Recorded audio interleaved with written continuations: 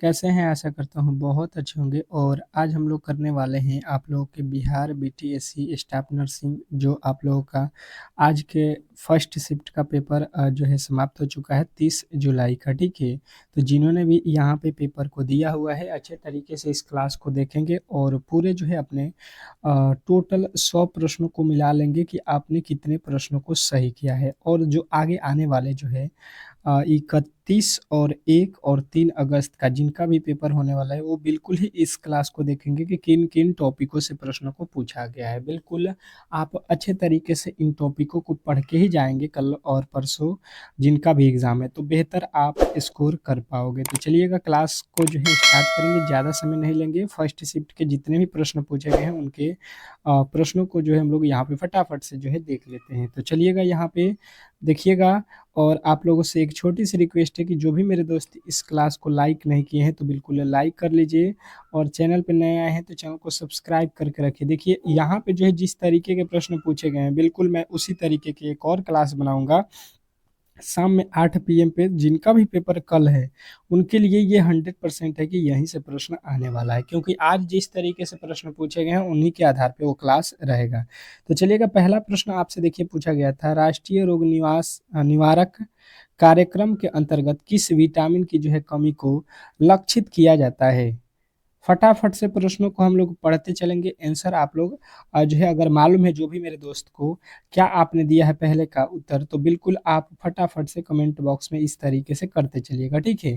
ज़्यादा समय आपके नहीं लेंगे, फटाफट से हम लोग करेंगे क्योंकि आपको जो है यहाँ पे आंसर और क्वेश्चन देखना है कि किस लेवल के पूछे गए थे, ठीक है। तो विटामिन ए जो है आपका बिल्कुल राइट उत्तर हो जाएगा। नेक्स्ट प्रश्न देखिए आपसे पूछा गया था एनीमिया मुक्त भारत कार्यक्रम के तहत जो है आयरन एवं फोलिक एसिड की जो है खुराक किस समूह को दी जाती है? एनीमिया मुक्त भारत कार्यक्रम के तहत आयरन एवं फोलिक एसिड की अ, खुराक किस समूह को दी जाती है? तो आपके जो राइट उत्तर बनेगा ये दिया जाता है आपको किशोर बच्चे एवं गर्भवती महिलाओं को। ऑप्शन नंबर आप सी बताए हो तो बिल्कुल राइट उत्तर है। अगला प्रश्न देखिए आपके सामने तीसरा प्रश्न कह रहा है कि निम्नलिखित में से कौन आरसीएच कार्यक्रम का जो है घटक नहीं है? निम्नलिखित में से कौन जो है आरसीएच कार्यक्रम का घटक नहीं है? ये प्रश्न आपसे पूछा गया था। फटाफट से जो भी प्रश्न है उसको हम लोग सॉल्व करते हैं। आप जो है बिल्कुल बेफ़िक्र रहिए, बिल्कुल ही आपके आने वाली शिफ्टों में भी इसी तरीके के प्रश्न पूछे जाएँगे, ठीक है? तो जिनका भी उत्तर यहाँ पे बन रहा है इसका राइट उत्तर जिन्होंने भी बताया है यहाँ पे गैर संचायी रोग का नियंत्रण बिल्कुल राइट उत्तर हो जाएगा। नेक्स्ट प्रश्न देखिए आपके सामने आ चुका है कालाजार का जो है संचरण किस माध्यम में होता है? बताएंगे कालाजार का संचरण किस माध्यम में होता है, किस माध्यम से होता है? ये प्रश्न आपसे पूछा गया था। चौथे नंबर प्रश्न के जो है राइट उत्तर मिलाते चलिएगा जो भी मेरे दोस्त और आगे आने वाले शिफ्टों में जिनका भी पेपर है वो बिल्कुल ही इसको टेस्ट के तौर पे रखेंगे इस पेपर को। तो सैडफ्लाई जो है आपके बिल्कुल राइट उत्तर हो जाएगा ऑप्शन नंबर जो है सी। नेक्स्ट प्रश्न कह रहा है यहाँ पे आप लोगों के कि RMNCH+A रणनीति में ए का जो है अर्थ क्या है? RMNCH+A रणनीति में ए का जो है मतलब आपसे पूछा गया है कि इसमें जो ए है, ए का अर्थ क्या होता है? बताने की कोशिश करेंगे फटाफट से। फटाफट से बताएंगे आप लोगों के राइट उत्तर क्या हो जाएगा? तो किशोर हो जाएगा बिल्कुल राइट उत्तर ऑप्शन नंबर बी।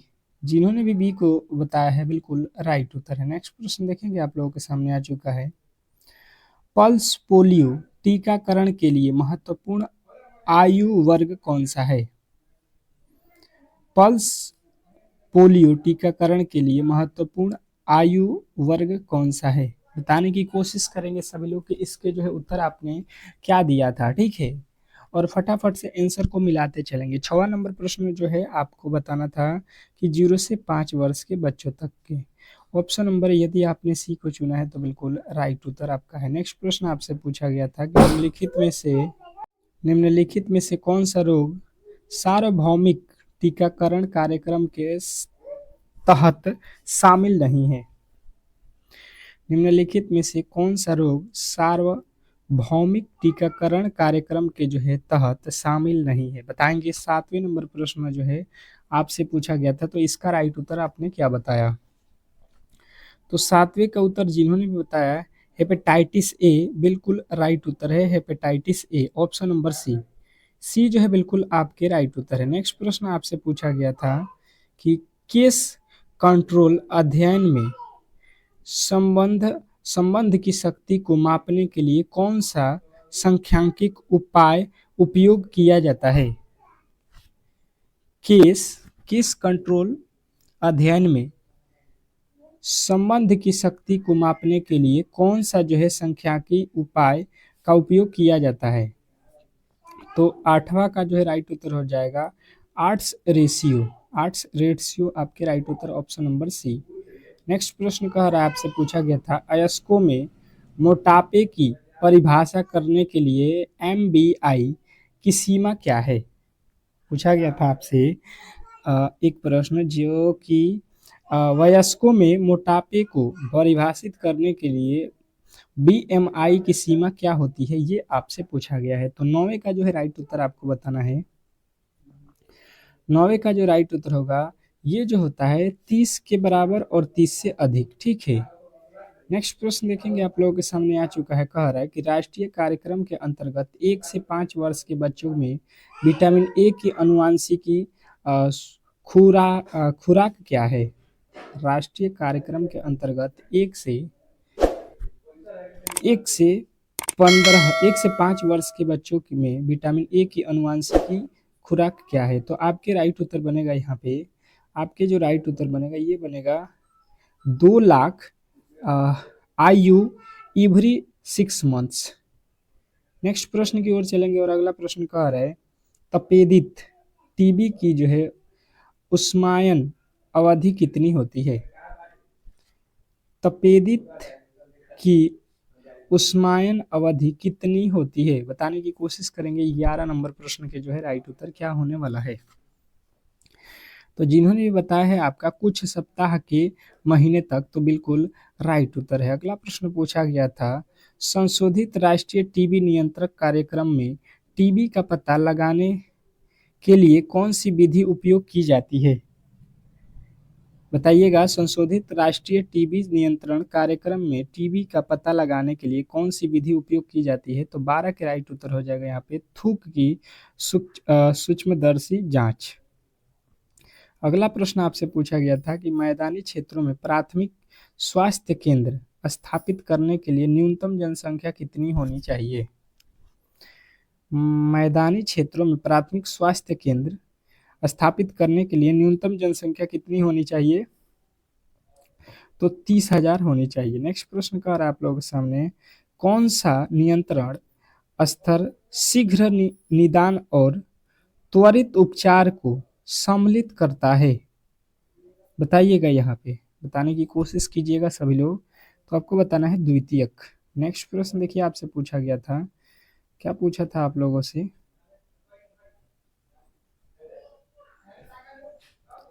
सार्वभौमिक स्वास्थ्य कवरेज का जो है मुख्य उद्देश्य क्या है?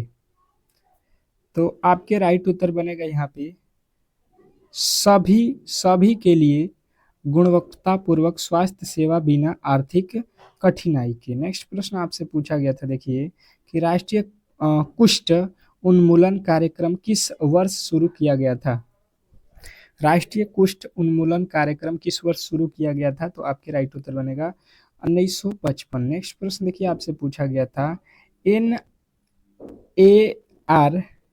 NRHM के अंतर्गत जो है ASHA यानी कि आशा का पूर्ण रूप क्या है? तो आपको बताना है कि ये होता है आपके कि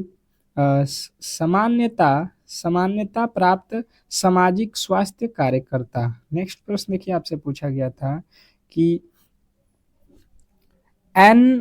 NPCDCS के तहत किन बीमारियों को शामिल किया गया है?